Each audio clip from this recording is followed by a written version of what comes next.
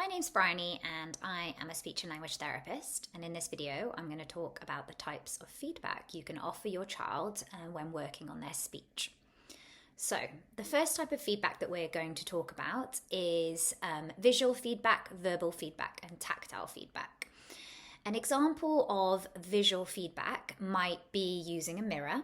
So you and your child might be stood next to each other looking into a mirror, or your child is sat in front of you with a mirror in front of them. And this mirror provides the child a way of looking at their own face and what they're doing and trying to match that to what you're doing. For example, you might be working on the S sound and you can visually show them how you produce the S sound. So you might point to your mouth and make the sound S, and they are looking at you for that cue of what that sound looks like when they say it. And then they can also look in the mirror and they can look at their own face as they make that sound, and you can carry on modeling it for them, giving them that lovely visual cue, and they can look in the mirror and try and match what they are doing to what you are doing visually.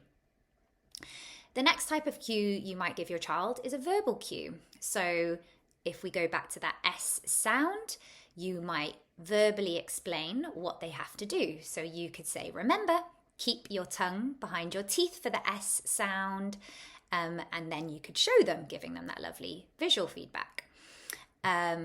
You might have come up with a fun way to talk about the S sound. So you might say, keep that snake in the cage for the S sound. I saw him trying to peek out. So that gets your child to keep their tongue behind their teeth in the right position for the S sound, but you're using verbal instructions and feedback on getting them to do that. And the last type of cue you can give your child is something called a tactile cue. So you might come up with them together, some sort of cue to produce the S sound, like running your hands or fingers up and down their arm when they're to make the S sound. So you might go S, and that means that when they're trying to produce that sound or they forget to produce that sound, you can go S for them, and that gives them that cue. Oh, I've worked on that sound, and when someone runs their hand up and down my arm like that, I must remember how to produce my sound. The next type of feedback you might provide your child is to provide a model of the target sound during play. And typically we might exaggerate those sounds or overemphasize those sounds, so you're really getting your child's ears picking up on them. For example, as you play with cars, you might say ba ba beep, ba ba beep, or g g go, ready. And that way you're saying maybe the sound that they can't produce or are not producing a couple of extra times to really get their attention on it. Another lovely time that you can work on specific sounds with your child where you are modeling the sound for them and overemphasizing it would be looking at a book together. So if you are reading a story together and looking for pictures or looking at the pictures, you might point to one of the pictures, for example, a butterfly, and really emphasize the B sound. You can say butterfly. So where before you might have just named the pictures, butterfly, tree, train, now you might overemphasize that sound, butterfly.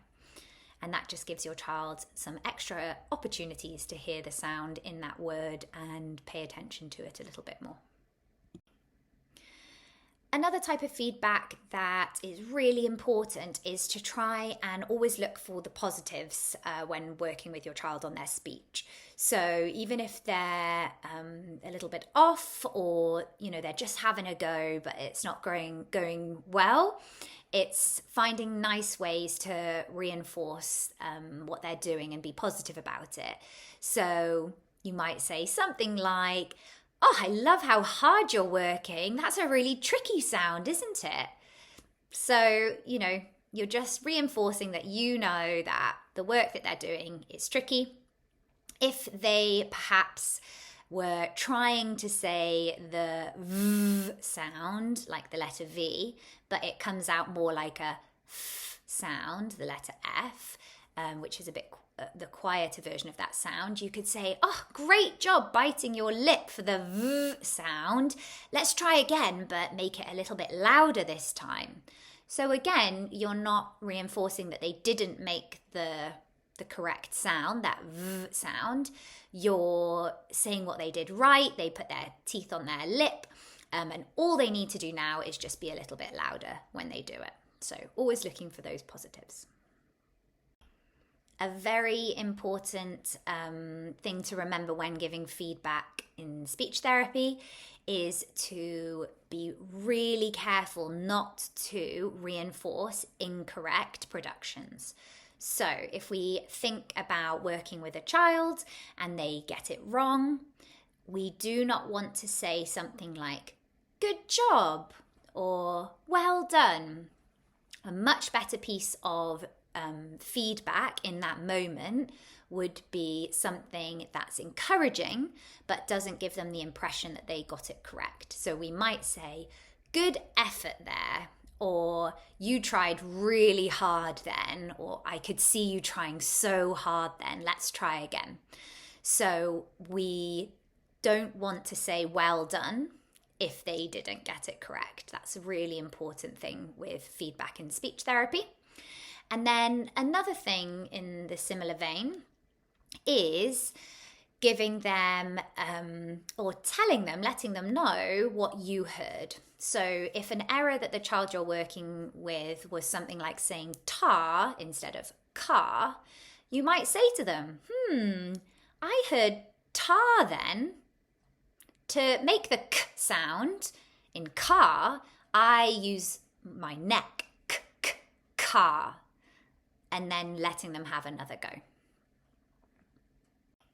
And finally, when we're thinking about feedback, if feedback isn't appropriate, so if the child that you're working with is not currently in speech therapy, or they don't currently know how to say the sound that you have noticed that they're missing, they physically can't produce that sound, then we don't want to give them feedback to have another go, or sort of encourages them to keep trying at something that we sort of know that is not achievable for them at this point. So at that point, the type of work or feedback we want to give those children are things called auditory bombardment, where we bombard them with the sound in words ourselves. So there is no expectation for that child to produce the sound. It comes back to us. We are giving them auditory feedback of how that sound sounds and how it sounds in words. We're bombarding them with that sound. There's no expectation for them to make that sound. And the other thing is discrimination activities. And that simply means that the child has to non-verbally, so without saying anything, discriminate between two sounds or two words. Maybe a word that they were trying to say, car, with the error that they say, tar. So in that case, for the sounds, we might show them two picture cards, so a k sound and a t sound, and then they have the picture cards in front of them, and you would say, which one am I saying? K, k, k. And the child has to point to the picture card for the k sound, or if you say the t sound, the picture card for the t sound. So they are hearing you and pointing to the sound card that represents the sound that you've made. So that would be if it was sounds.